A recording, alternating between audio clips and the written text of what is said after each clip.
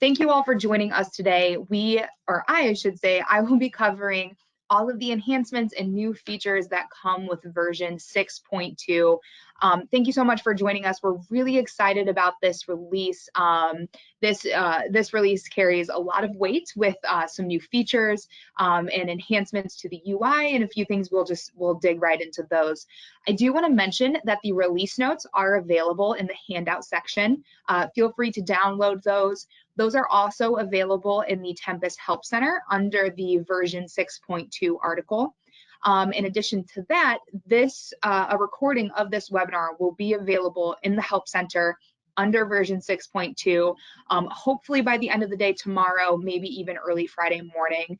So you will have that. You're welcome to reference that. You're welcome to share that. You're welcome to share the release notes. Whatever you need to do with that information, you are welcome to. All right, so upgrading to version 6.2. So this is pretty standard, nothing new here. I will say I have the go-ahead to start upgrading development environments for 6.2. So if you are interested in getting that scheduled, please reach out to me right away. I will be sending an email later today with that information as well in case you do have a dev environment. And that means that production environment upgrades should be available the week of December 13th. I will be sending out an email to everyone once production is available as well. And then as always, there's no additional cost to upgrade versions, no additional cost. We do schedule those out. I like to schedule about a 4-hour window. The upgrade itself takes much less time, and it's just a matter of my upgrade team doing that work. So do want to mention that. If you have any questions on upgrading or anything else, just let me know and I will get those answered for you. All right, well, let's go ahead and get started here. So I do have my release notes up so we can kind of scroll through these as we walk through Tempus, the specific version 6.2 itself. And I want to start with something that has been very well received and we are very excited about, Insight Plus.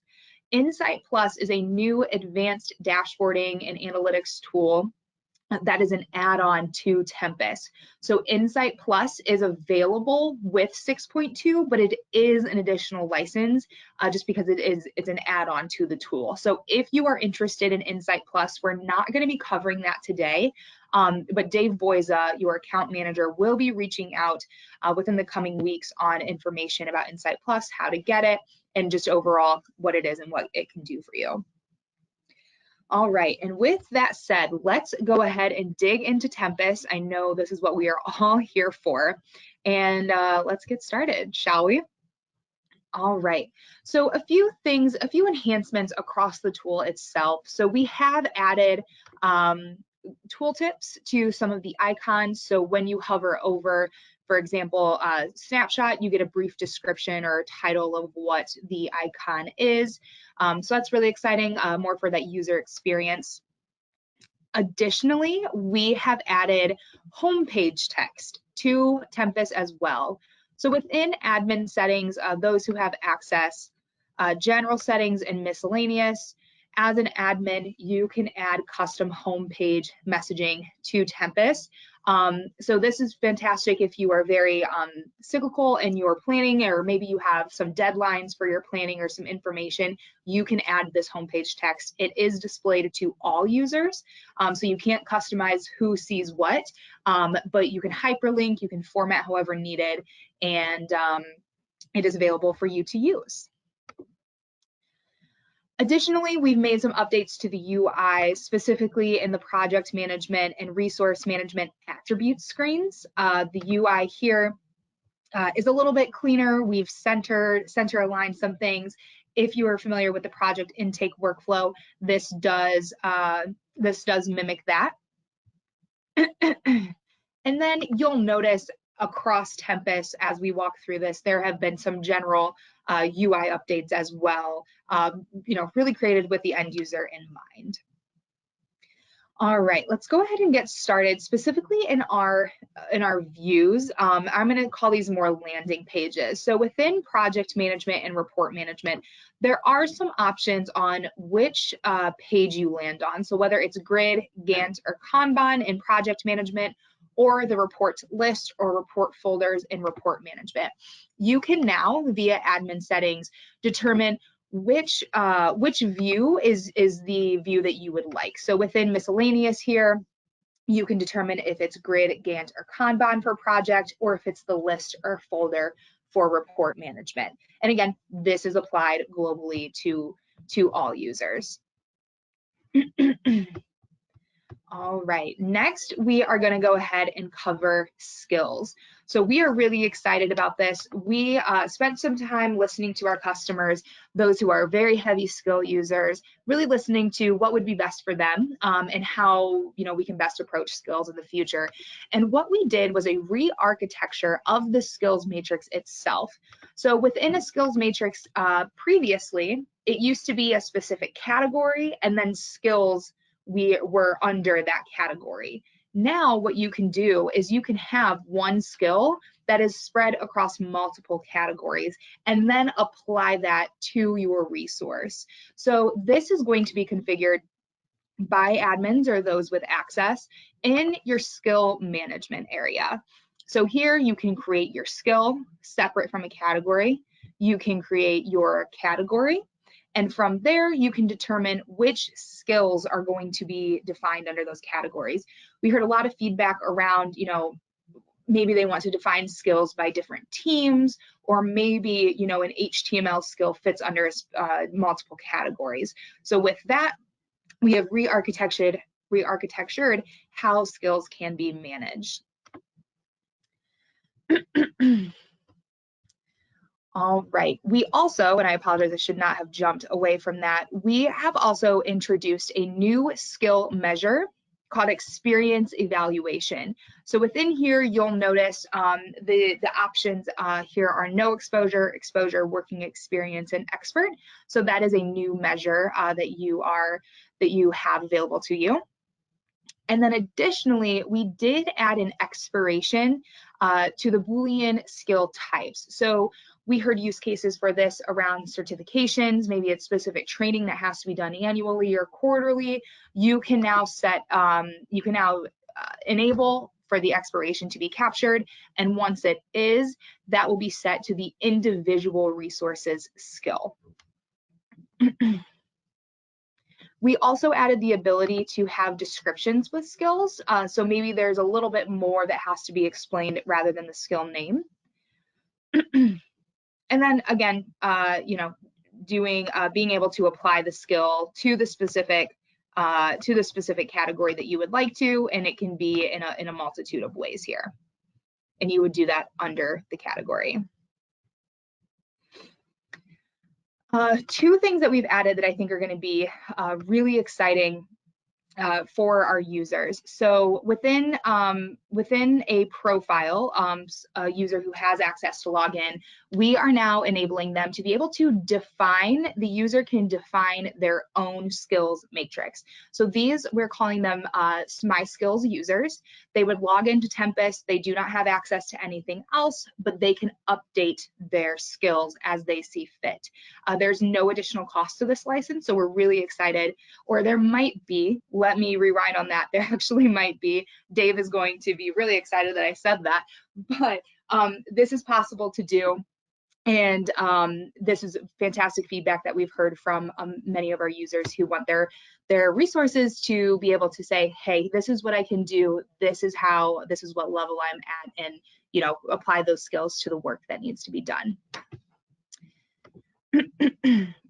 And then finally, one of the things I am most excited for when it comes to skill management, we have now a skill Excel import. So within here, not only can you create new skills, but we also allow via the resource import to apply skills to a resource as well. So two options here.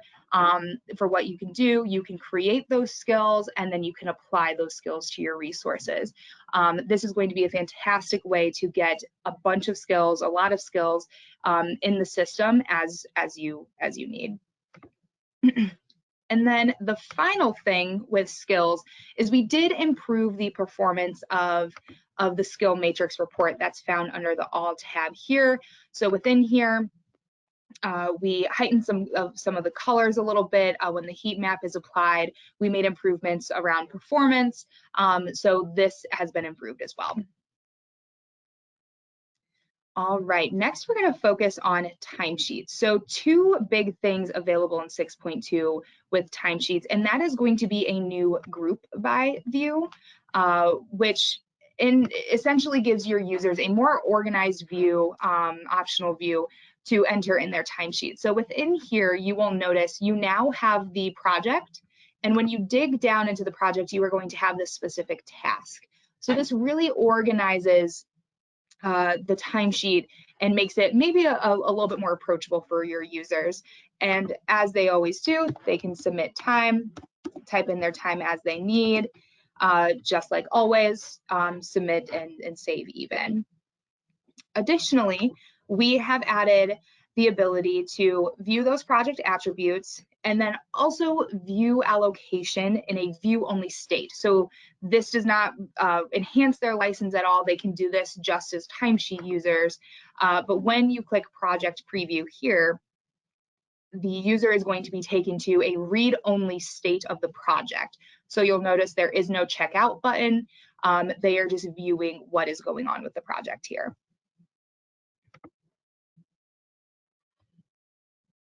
All right, so following the vein of timesheets, and I'm going to go ahead and save this information, one of the enhancements that I'm really excited about is the ability to report on timesheet comments and task notes within the pivot grid and the pivot chart. I imagine that we're going to see this more in the pivot grid. So within here, you'll be able to pull in timesheet comments, even task notes to your report. So that way you can see what your users are submitting in addition to the actual time that is being submitted. While we are in Pivot Grid, I do want to cover one more item that was enhanced within Pivot Grid, and that is admin time. So we have several users who utilize that admin time to decrease that base capacity. So in the past, it was not reportable. Now it is. So we're really excited about this one as well.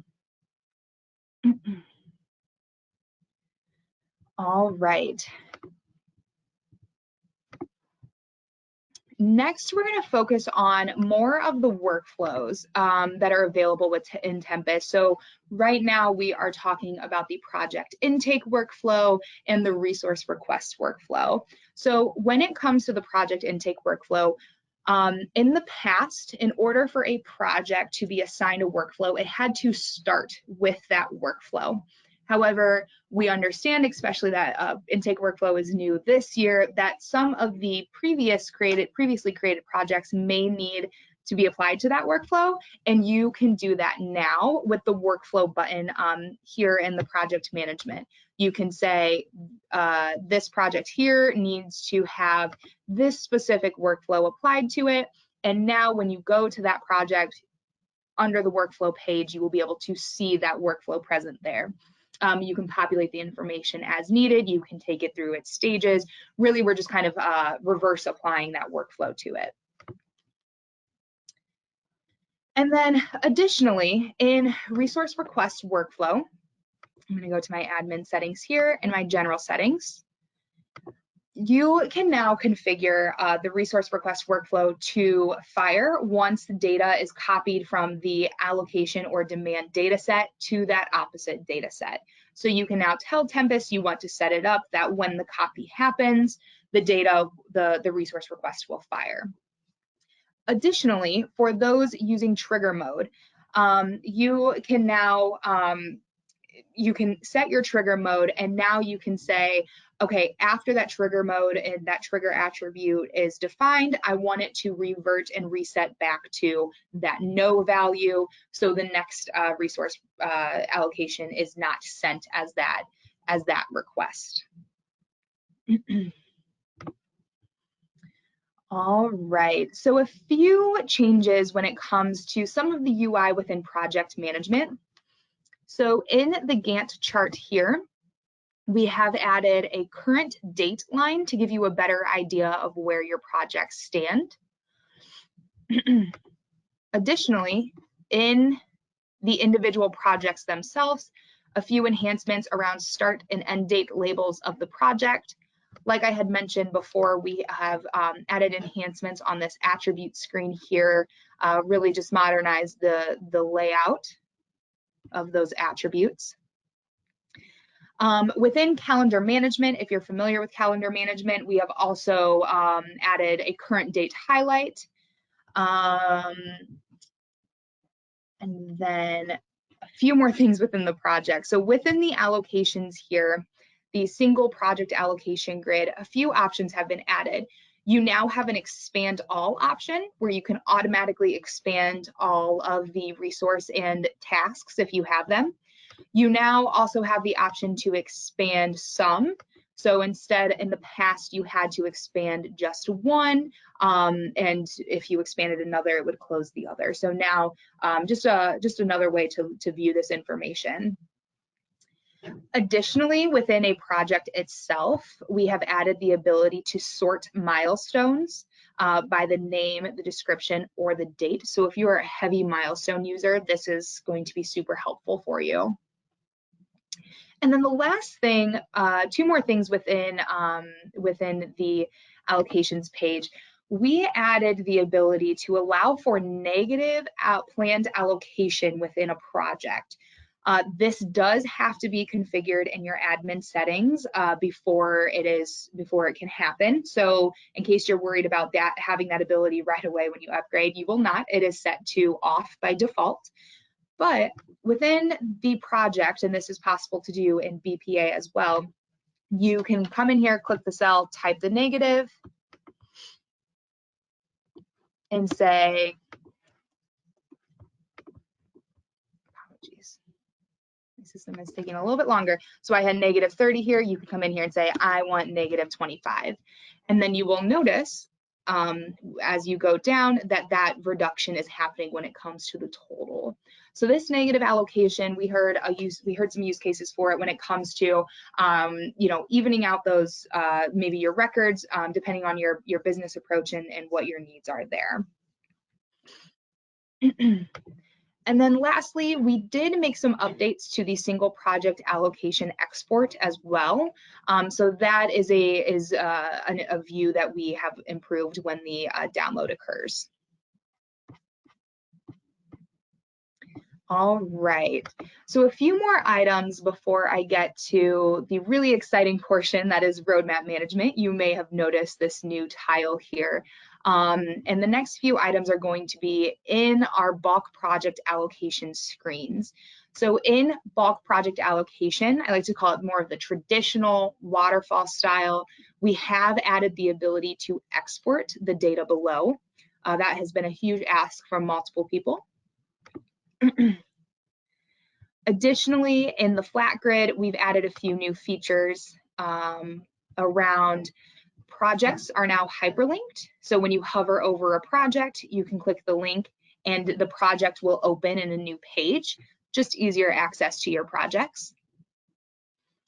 Additionally, within the options here, you can show the total allocation that is on your demand planning resource. So when this is set to on, you will notice here, specifically for your months at this roll-up level, that you now have a total of your demand planning resources. So really the use case for this is seeing how much is left over, how much allocation is unfulfilled and needs to be fulfilled. For those who are heavy users of our demand planning resource, this is a fantastic option for more of just reconciliation and just another view of the information that is in Tempus. And then the final thing within the allocation, the bulk project allocation flat grid, we have added a scroll lock when it comes to attributes. So now you can add up to 5 attributes to your grid. And within here, and let me go to week so that way I have a little bit more data to play with in the grid below.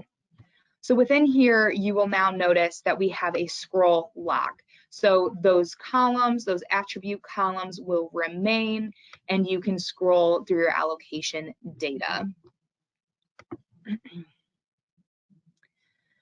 All right, so we also made some enhancements to the financials area of project management. So within here, specifically in the UI, when you go into the financials of a project, we have added the ability to look at, oh, I apologize, wrong button there. We have added the ability to look at the financials from that quarterly view. So when this happens, and I apologize, this project is not a good one. I thought I had it all planned out, but I guess not. So within the financials here, and I apologize, I believe it's because I don't have this built out in my current system. I did not plan for everything like I had thought. If you give me a second, I'm going to go ahead and find where this is in the release notes. So within here, and I'm going to zoom in a little bit, you are going to now see a quarterly time entry mode in addition to month. So a lot of feedback from our users around them doing quarterly planning makes sense. So we went ahead and add this into our financials view as well. And then the last thing is going to be more about security and access behind the scenes. So we did break out the access to the planned and actuals within the financial budget. So now you can say users have specific access only to the planned financials and maybe not the actual, or maybe they don't have access to financials at all. That is something that you can determine. All right. And our last item before we get into this roadmap management is going to be around resource replace, resource request, and build team. Now, when you go into replace a resource, apologies, let me go into the individual project. It's a cleaner view there.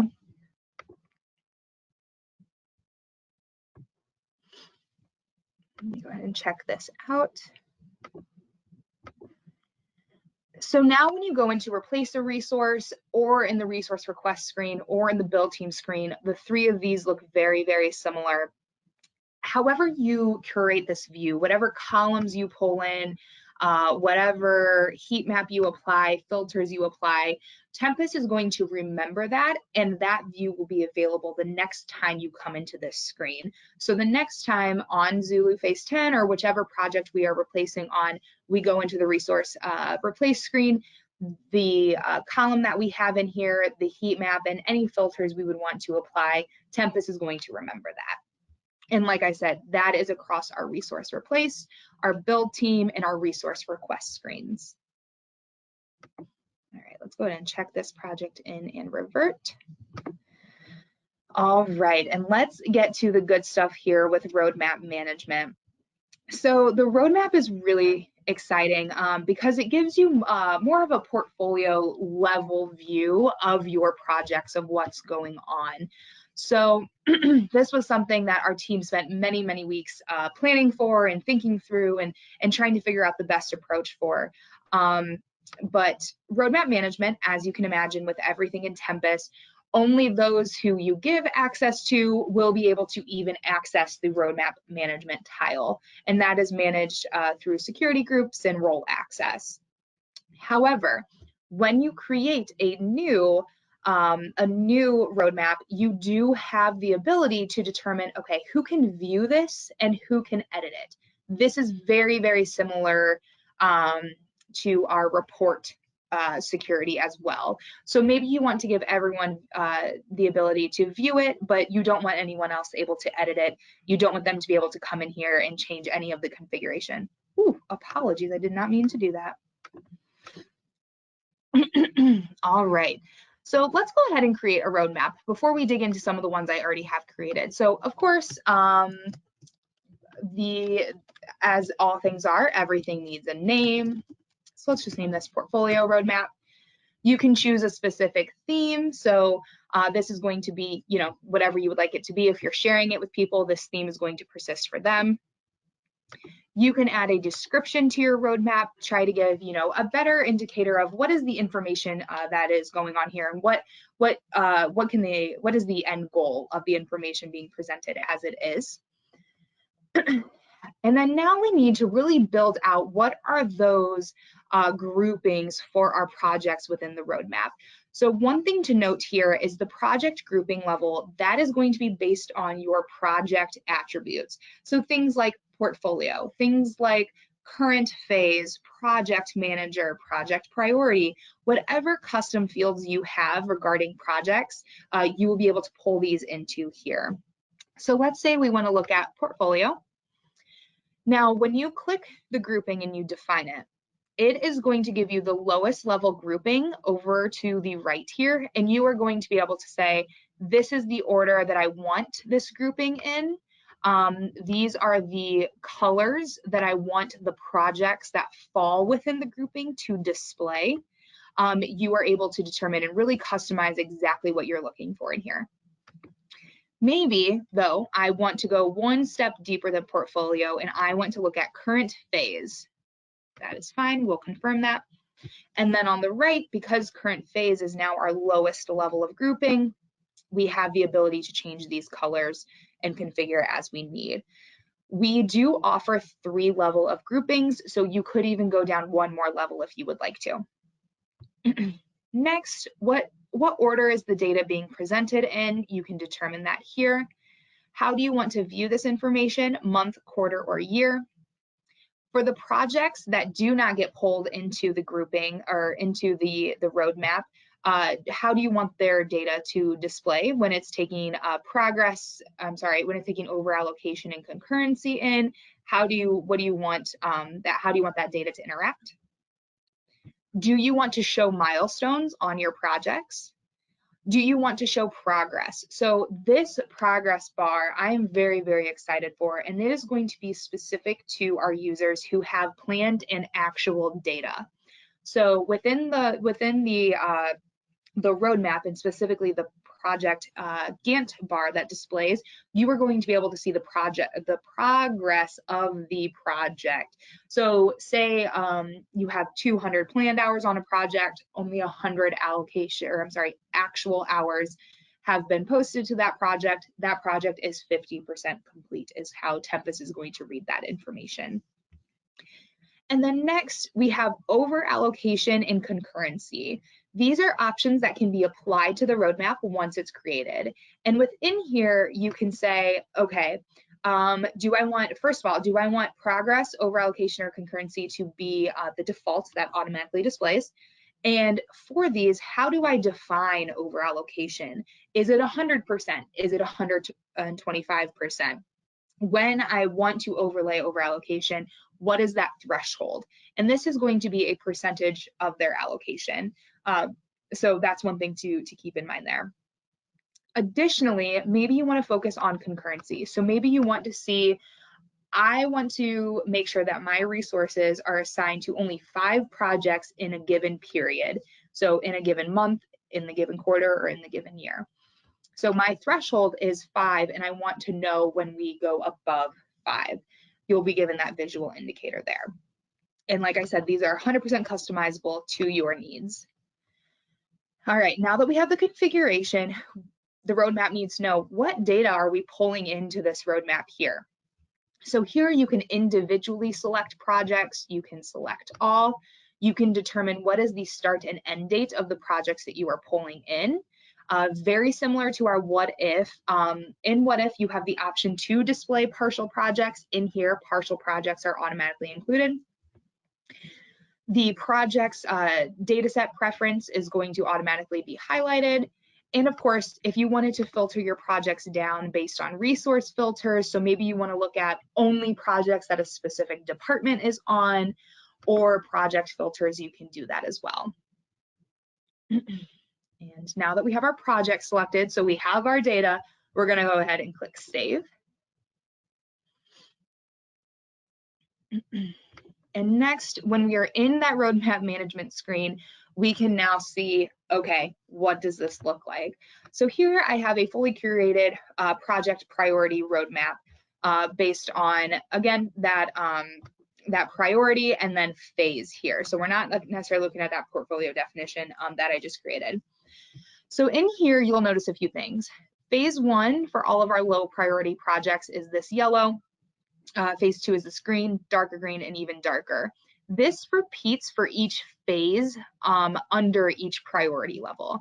So this is that visual indicator of, okay, we're in medium priority, all of the gold projects are that phase 1, whereas the dark green is at phase 4, and you get to determine, have that visual indicator of what the information is.